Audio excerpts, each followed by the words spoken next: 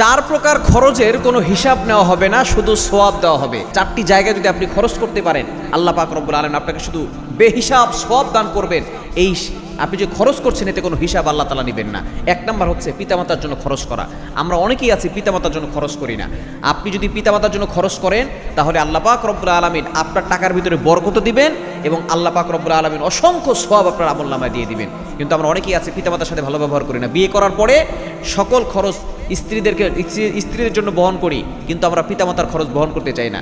আল্লাহ পাক রব্বুল আলামিন পিতামাতার কথা পবিত্র কোরআনুল কারীমের ভিতরে নিজে বলে দিয়েছেন। কোরআন খুলেন 15 নম্বর পারার 3 নম্বর পৃষ্ঠার 6, 7, 8, 9 নম্বর লাইন সূরা বানী ইসরাঈলের 23-24 নম্বর আয়াতে আল্লাহ বলছেন, ওয়া ক্বাদা রাব্বুকা আল্লা তা'বুদু ইল্লা ইয়্যাহু ওয়া বিল ওয়ালিদাইনি ইহসানা।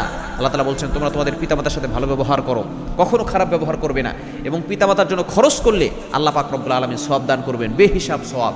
দ্বিতীয় নাম্বার হচ্ছে স্ত্রী, সন্তান, পরিবারের জন্য খরচ করা। অনেক স্বামী আছে স্ত্রীর জন্য খরচ করতে চায় না, অনেক স্বামী আছে সন্তানদের জন্য খরচ করতে চায় না, একটু কিপটামি করে, হিসাব দেখায়। আপনি হিসাব দেখাতে যাবেন না।